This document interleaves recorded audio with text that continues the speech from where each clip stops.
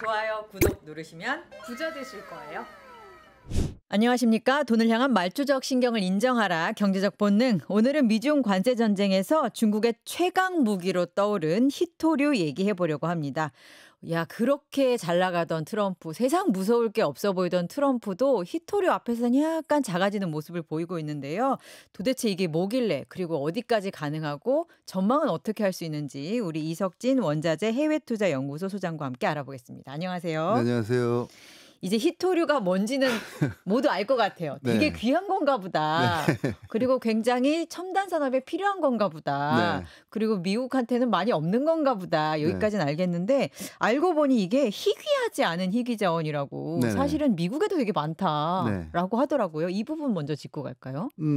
그렇죠. 그러니까 지금 희자가 드물 희자고 영어로 하면 레어라고 하죠. 괜히 또 아는 척 하는데. 레어 얼스더라고요. 그렇죠. 예. 그러다 히토류가. 보니까 당연히 그 단어 자체에 드물다, 희귀하다라는 표현이 있다 보니까 당연히 뭔가 귀하다라고 생각할 수 있는 건데 실제로는 귀금속에 비해서 예를 들면 금하고 비교해 보면은 금 같은 경우는 지금까지 한 5천 년 동안 캐낸 양이 한 20만 톤쯤 되거든요. 네. 근데 지금 중국에만 지금 가채 매굴량이 한 4천만 톤 이상이고 미국도 뭐 한 200만 톤 된다고 하고 하면은 사실은 희귀한 건 아니죠. 그러니까 지금 가령 금 1톤이 대략 한국 돈으로 한 1,500억 정도 하거든요. 네. 근데 이 히토류 중에서 제일 비싼 히토류 금속이 보통 1톤에 한 2억 정도 오. 하니까 그렇게 하니까 또 느낌이 다르네요. 그렇죠. 가격이 뭐 이렇게 희귀하지 네, 않아요. 그렇게 가격이 센 건 아니죠. 네네네. 그러니까 뭐 다른 일반적인 금속들 가령 예를 들어서 구리라든지 뭐 알루미늄 이런 게 비해서는 희귀하고 비싼 금속이죠. 그러니까 결국에 우리가 비교 포인트는 일반적인 산업 금속과 비교했을 때 희귀성이 있고 귀하다라는 건 맞습니다. 네. 근데 그 정도가 너무 막 아주 우리가 생각했던 귀금속 같은 그런 개념은 아니에요. 하지만 이제 거기서 희귀하다라는 표현이 붙는 그 주요 원인은 네. 보니까 매장 자체보다 이제 네. 재련하고 정제하고 이 과정이 굉장한 노동과 환경 네네. 오염을 일으키고 하다 보니까 네. 그 과정을 처리할 희귀할 주체들이 희귀해지더라고요. 음, 예를 들면 유럽 같은 데서는 결코 못할 네. 것들이더라고요. 그런데 이제 보통 보면은 우리가 금속을 실제 만드는 과정을 보면은 그냥 간단하지는 않습니다. 네. 상당히 복잡한 과정들을 거쳐요. 희귀 금속은 추가로 더 들어가는 과정이 있는 거고요. 네. 보통 우리가 일반적으로 말하는 지금 구리, 알루미늄, 뭐 니켈 뭐 이런 금속들만 보시더라도 광석이 있잖아요. 네. 그 광석을 또 어떻게 보면은 분리시켜서 뭐 정광을 만들고요. 그거를 또 이제 재련 과정과 정련 과정을 거쳐서 조금속이라는 게 나오고 그다음에 뭐 소위 99.9%의 뭐 순도. 전기동, 뭐 순금 뭐 이런 것들이 나오는 거거든요. 네. 그 과정들이 우리는 그냥 간단하게 생각하지만 엄청난 설비와 공장들에서 나오는 여러 가지 과정들이 있는 거잖아요. 네. 그러니까 그 과정들이 많다는 얘기는 들어가는 비용과 뭐 환경의 어떤 영향. 오염 뭐 이런 것들도 발생할 수밖에 없는 거고 그러다 보니까 결국에 우리가 이런 것들은 중화학이잖아요. 중화학 산업이잖아요. 네네. 그러니까 선진국들은 가면 갈수록 소위 3차 산업, 뭐 서비스 산업, 뭐 소프트웨어 산업 이쪽으로 움직이는 거고 좀 더 신흥 국가들, 개발도상국들 이런 국가들은 그런 거라도 해서 돈 버는 거잖아요. 그러다 보니까 당연히 과거에는 선진국들이 먼저 앞서서 했던 것들을 그들은 버리고 떠나가는 거고 그거를 중국이나 이런 어떤 뭐 베트남이나 이런 어떤 개발도상 국가들이 받아서 또 그 안에서 발전시켜 가지고 히토류를 장악하게 되는 거죠. 그렇습니다. 예, 그런 과정에서 보면은 사실 뭐 중국이 이 업계에서 지금 70% 이상의 뭐 생산을 한다. 네. 그러니까 중국이 뭐 이 업계를 발전을 시켰다, 뭐 새로 개발했다 이게 아니라 선진국이 만들어서 떠난 자기는 것? 그렇죠 떠난 네. 그 자리를 네 먹어라 이렇게. 그렇죠 거기를 중국이 확실하게 장악을 했군요. 그렇죠 한마디로. 그런 개념으로 보시는 게 좀 더 합리적인 것 같습니다. 지금 중간에 말씀하신 그 일종의 중간에 그 희귀한 작업들, 희귀할 네. 수밖에 없는 작업들이 이제 분리 정제, 금속 재련 이럴 텐데요. 네. 그거 보니까 중국이 차지하는 비율이 85%, 90% 이렇더라고요. 정제 쪽은요. 네. 그렇죠. 그러니까 최종 생산물은 70%인데 네네. 중간엔 또 중국이 꽉 잡고 있어요. 그러니까 그렇죠. 그만큼 이거는 선진국이 하고 싶지 않은 종류의 어떤 것이구나라는 그렇죠. 생각이 들어요. 네. 근데 도대체 얼마나 그게 하기 싫은 거길래 네. 돈이 그렇게 생산성이 없나 봐요. 근데 너무 당연한 게 그 원유 같은 경우 하더라도요. 미국이 1960년대까지만 하더라도 세계에서 제일 많이 원유를 생산하는 국가였어요. 근데 70년대 이후부터 미국이 원유를 수입하게 된 배경을 보면은 결국에 미국의 원유가 완전히 사라진 건 아니었고요. 깊이 파거나 아니면은 비용을 많이 들여야 되기 때문에 예를 들어서 지금 국제 유가 수준이 뭐 $60다. 그런데 미국에서 이제 원유를 생산하려면 원가가 뭐 80불, 90불이다. 그러면 할 리가 없는 거잖아요. 그렇죠. 중동에서 수입하는 게 훨씬 더 좋은 거지 않습니까? 그런 식으로 원유 시장도 바뀌었듯이 미국도 70년대, 80년대 초반까지만 하더라도 히토류 쪽에서 미국이 제일 많이 생산을 했었어요. 그런데 이거 하다 보니까 갈수록 인건비 비용도 증가하고 환경 오염 문제, 방사성 폐기물 문제 이런 쪽에서 이제 규제가 또 생기고 뭐 이러다 보니 네. 아 이거는 우리가 갈 길이 아니구나. 이거는 개발도상국들한테 넘기고 우리는 그 개발도상국 국가들이 생산하는 거 우리 수입하면 되는 거고 원유처럼. 우린 부가가치 높은 거 만들지 뭐. 그렇죠. 우리는 애플, 마이크로소프트 이런 기업들 더 많이 성장시켜야 되겠구나.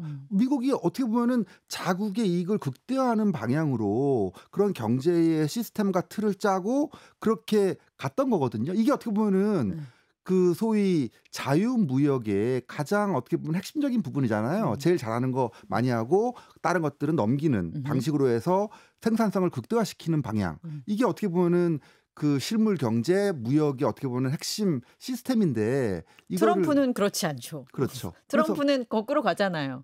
그러니까 히토류라는 말이 대중들의 귀에 들어온 게 맞습니다. 사실상 그 트럼프가 정권을 차지하게 됐던 지난 2018년, 19년 뭐 그때부터였거든요. 그러니까 그 전까지는 아무도 사실 몰랐어요. 관심도 없었고요. 그냥 뭐 아이언맨 영화에서 보면은 아이언맨 심장에 무슨 뭐 물질을 넣는데 저런 것들은 뭐 특수 물질이네. 뭐 그러면 그 특수 물질이라는 게 결국에는 일반적인 금속에다가 뭔가 다른 금속들이 들어가는 거구나. 저런 것들이 히토리일 수 있겠구나. 그 정도인 거죠. 그것이 이제 무기화가 된다는 것이 좀 특징인 것 같아요. 이번 그렇죠. 국면에서. 그러니까 그렇죠. 중국이 사실은 어떻게 보면 뭐 후진국, 이른바 그러니까 약간 선진국에 대비되는 어떤 지역에서 네. 생산될 수밖에 없는 환경인 건 알겠는데 네. 그게 마침 엄청난 첨단 산업에 그리고 방산 산업에 쓰이는 광물이야라는 게 솔직히 좀 안 어울리는 어떤 조합들이 합쳐진 거잖아요. 네. 그러다 보니까 이게 무기화가 된 건데 네. 이게 보니까 미국도 이거 이제 얘기 안 돼서 생산성이 너무 낮아서 중국으로 보냈는데 너무 우리의 안보와 경제에 직접적인 영향을 줄 수 있는 무기가 되었으니 네. 우리가 직접 생산해야겠어라고 결심을 한 것 같더라고요. 그렇죠. 이게 어떻게 보면 이제 팬데믹의 영향이 컸던 것 같아요. 그러니까 1차 무역 전쟁 때 2018년, 19년도 트럼프가 일으켰던 1차 무역 전쟁 때만 하더라도 원만하게 이제 문제가 해결되고 넘어갔었는데 팬데믹 이후부터 보면은 글로벌 공급망이 붕괴되는 이런 어떤 여러 가지 현상들을 보면서 각국마다 이거 우리가 비축해야 될 건 비축해야 될 것이고 또 전략 자원 같은 경우들은 또 우리가 좀 생산도 해야겠는데 이런 네. 일종의 소위 자유무역에서 보호무역으로 넘어가야 될 수밖에 없는 그런 필요성들, 니즈가 생기면서부터 전략 자원들에 대한 관심들이 높아지는 것 같고 네. 그것들을 우리가 어떻게 그러면은 재고를 확보할 것이고 어떻게 운영을 할 것인지 이런 고민들이 생기다 보니까 과거에는 어떻게 보면 좀 비합리적이고 불합리적이라고 생각했던 부분들 아까 지금 말했던 돈이 안 돼. 진짜 쉽게 말해서. 그렇죠. 사실 우리는 제주는 니네가 버리고 돈은 우리가 먹으면 되는 그런 시스템이었거든요. 미국 입장에서는.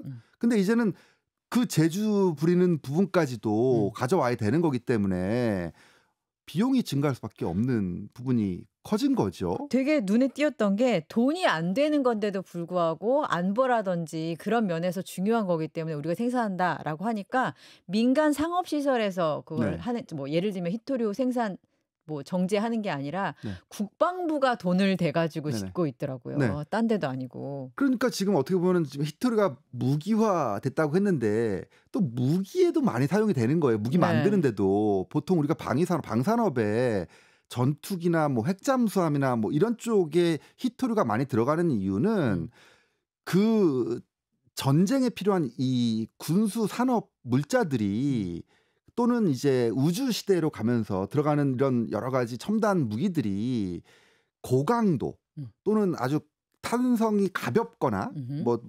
뭐 아니면은 고열에 견딜 수 있거나 이런 물질들 보통 우리가 소재, 부품, 장비 이런 얘기하거든요. 소부장. 그렇죠. 네. 그러면 장비를 만들거나 부품을 만들려면 그 소재가 필요한 거잖아요. 네. 근데 기존에 금속 소재로는 이 고열을 견딜 수 없거나 고탄성을 만들 수 없거나 이렇잖아요. 그러면 결국에는 소위 우리가 뭐라 그럴까요? 연금술이라고 하죠. 이 그 화학 그 요소들을 섞어서 새로운 합금들을 만드는 과정이 필요하잖아요. 그럴 때 들어가는 새로운 요소가 히토류 히토류. 금속들인 거고 네. 그걸 넣었더니 기존 자석의 10배의 어떤 자성이 생기다더라. 생긴다든지. 뭐 이런 것들이지 않습니까? 그래서 네. 지금 뭐 얘기 나오는 거는 뭐 핵잠수함 같은 경우는 뭐 수백 톤의 그런 히토류가 필요하다는 얘기도 있고요. 뭐 추정이긴 합니다만 전투기에도 수백 킬로그램의 히토류가 필요하다는 얘기가 나오고 있어요. 네. 그러니까 이런 부분들 때문에 군수 산업에 들어가는 것들이 많기 때문에 당연히 국방부가 주도할 수밖에 없는 부분들이 생기는 것 같아요. 그래서 사실 근데 우리가 살아오면서 발전하고 있는 여러 가지 테크놀로지 기술들 보면은 국방부가 주도하는 기술들이 엄청 많습니다. 그렇죠. 사실 인터넷도 그랬죠. 그렇죠. 알고 예, 보면. 예. 그래서 지금도 그런 측면인데 이게 사실은 합리적이지는 않아요. 아 이제 약간 그 경제 쪽에 계신 분들 입장에서는 네. 지금 트럼프가 주도하는 세계 질서가 되게 마음에 안 드시는 분들이 많은 것 같아요. 그렇죠. 왜냐하면 정말 비경제적이다. 왜 그렇죠. 이렇게 비용을 발생시키는 일을 하냐라고 하지만 그래도 트럼프는 공장부터 미국에 있어야 되고 모든 거는 여기서부터 밸류 체인이 형성이 돼야 우리 나라가 다시 위대해진다라고 생각하니까 어쩔 수 없는 네. 상황인 것 같긴 해요. 그렇죠. 그래서 그린란드를 막 매입하려고 하고 네. 우크라이나도 가가지고 막 광물 얘기하고 이런 것도 다 비경제적인 요소를 감수하더라도 이런 히토류라든지 이런 걸 확보하기 위한 어떤 일종의 연장선이다. 이렇게 보는 시각은 맞는 건가요? 그렇다고 봐야겠죠. 이건 아니잖아라는 그 옛날에 어떻게 보면은 이건 아니잖아. 예, 네. 그렇죠. 그런 개그 프로가 있었던 것 너무 같은. 연식 나오세요. 죄송합니다. 네. 근데 지금 트럼프가 하는 모든 대부분의 일들이 진짜 이건 아니잖아라는 말이 안 나올 수가 없는 부분들이 많은 것 같아요. 사실 이 관세라는 것도 비용적인 측면에서 보면은 생산성을 높이지 못하게 만드는 요인이지 않았습니까? 지금 세상에 벌어지고 있는 일들을 보면은 우리가 무슨 좋은 제품 만들어서 어떻게 더 생산성을 높이고 어떻게 더 싸게 팔고 어떻게 소비자들 만족시키고 이런 것들을 고민하는 게 기업들의 지금 본령일 텐데 네. 지금은 공장을 여기다 만드는 게 나을까? 저기다 만드는 게 나을까? 트럼프의 기분을 어떻게 안 상하게 하지? 그렇죠. 재고를 더 쌓는 게 나을까?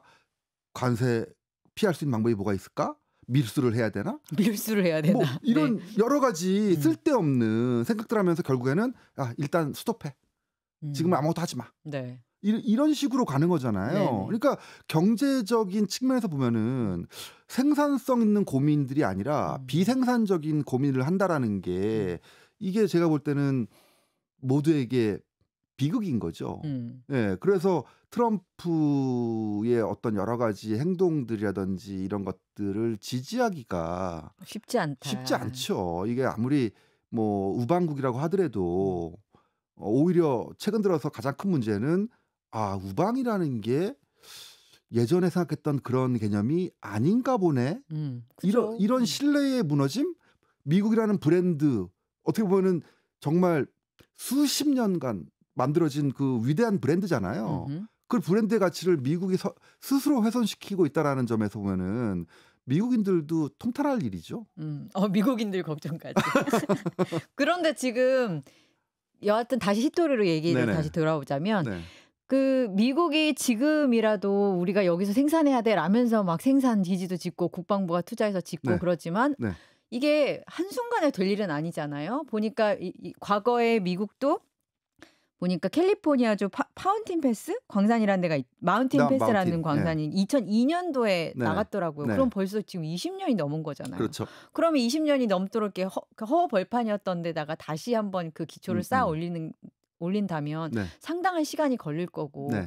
그래서 만약에 지금 중국이랑 미국이 서로 치킨 게임처럼 그래 누가 한번 먼저 넘어지나 보자라고 했을 때 네. 히토리를 꽉 중국이 막는다면 미국이 네. 바로 생산할 수도 있는 것도 아니고 아까 말씀하셨던 대로 비축 물량이 있다고 해도 그게 6개월 1년 이상 갈 것도 아니고 네. 그럼 만약에 둘이 계속 이런 식으로 붙는다면 네. 누가 먼저 꼬리를 내릴 것으로 예상을 하시나요? 음. 중국 말고는 대안이 없어 보이거든요. 그렇죠. 그러니까 누가 더 결정적인 무기를 많이 갖고 있는가의 문제겠죠. 네. 그러니까 지금 히토류만 한정해서 보면은 중국이 키를 쥐고 있는 거잖아요. 네, 그래 보입니다. 근데 또 다른 쪽에서 보면은 또 중국도 되게 필요한 것들이 있을 거 아니에요. 예를 들어서 뭐 반도체 개발을 할 때 뭐 엔비디아에 뭐가 꼭 필요하다든지. 네. 근데 또 미국이 그걸 또 수출 안 한다고 하면은 또 마찬가지로 서로 억지가 되는 부분들이 있기 때문에 서로 양보할 수밖에 없는 부분들이 분명히 있을 거예요. 한쪽이 잠궈서 한쪽만 유리해지는 게 아니잖아요. 그러니까 그런 면에서 보면은 결국에는 시간이 해결할 수밖에 없는 건데 그 시간이 한두 달 이런 건 아니겠죠. 뭐 연으로 갈 수 있는 좀 더 문제. 길게 보세요. 일 수밖에 없는 거죠. 네, 지금 네. 트럼프의 어떤 스탠스를 봤을 때는 이게 진짜 한두 달 안에 갑자기 뭐 일괄타결 된다든지 이런 식으로 갈 것 같지는 않습니다. 게다가 중국도 크게 아쉬워하는 것 같지 않거든요. 중국은 일기 트럼프를 겪으면서 네. 준비를 많이 한 인상을 받는 게 이번에도 트럼프가 중국이 너 관세 중국한테 너 관세 그러니까 중국이 그럼 나도 관세 그렇죠. 그래서 이러니까 네. 생각보다 중국이 저는 세게 나온다고 생각했는데 트럼프가 중국이랑 합의 좀 잘 됐으면 좋겠어. 이런 뉘앙스를 또 풍겼으나 중국에서는 약간 묵묵부답인 것 이런 걸 보면서 저는 밖에서 봤을 때는 중국이 준비를 되게 많이 하고 이 상황을 좀 더 버티는 쪽으로 가려고 하나? 왜냐하면 중국 인민들은 네. 미국 국민들과는 달리 네. 누르면 눌러지잖아요. 네, 그렇죠. 버틸 수 있는 좀 동력이 좀 있잖아요. 그렇죠. 응. 근데 당연히 지금 말씀하셨던 부분들도 작용을 한다고 볼 수 있고요. 또 한편으로는 좀 트럼프가 자초하고 있는 부분이 그 전까지만 하더라도 일기 트럼프 때는 중국을 고립하는 정책이 우방들에게 다 먹혔단 말이에요. 유럽도 손들어주고 그렇죠. 한국도 손들어주고 네네. 일본도 손들어주고 하면서 실제 중국이 고립화되는 그런 효과가 있었다는 거죠. 그거는 미국 입장에서 내가 제대로 정책을 폈구나라고 볼 수 있는 건데 지금 이기에는 완전히 반대예요. 모두를 다 적으로 돌리고 그렇죠. 있어. 지금 네. 유럽도 오히려 지금 미국의 어떤 이런 잘못된 부분들을 유럽이 가져가면서 글로벌 무역의 헤게모니를 좀 지으려고 하는 부분들도 있고요. 네. 한국이나 일본 같은 최우방국들도 이건 아니지 않나라는 지금 생각들이 커지면서 협상에서 조금 더 과거와는 다른 모습들을 보이고 있고요. 네. 그러니까 중국 입장에서는 야 이거 봐라. 나쁘지 않은데? 저번에는 우리한테 안 좋았는데 이번에는 오히려 우리한테 훨씬 더 유리하게 판이 돌아가는데 판 깬 건 쟤네들이니까 우리는 그냥 뻗당기고 있으면은 서로 알아서 쟤들이 후퇴하겠는데 실제로 최근에 보면은 트럼프가 후퇴하는 모습들도 자꾸 보이거든요. 예, 절대 안 그럴 것 같은 트럼프가 조금씩 변하고 있습니다. 그렇죠. 그게 사실상 국내에 어떻게 보면 지지자들에게서도 뭔가 균열이 생기고 있다라는 것을 트럼프도 느끼고 있는 거죠. 핸즈 오프 뭐 운동 같은 것도 있고. 그렇죠. 뭐 아무리 공화당원이라고 하더라도 자기 재산이 없어지는 건 못 참잖아요. 못 참습니다. 그렇죠. 네. 주가가 떨어지고 부동산 가격이 떨어지고 만약 그런다면은 네. 지지할 수 없게 되지 않습니까? 그러면 선거에서 또 문제가 생길 수 있는 부분들이기 때문에 트럼프 입장에서도 어느 정도 뭐 좀 정신 승리하면서 이제 후퇴하는 게 가장 좋은데 네.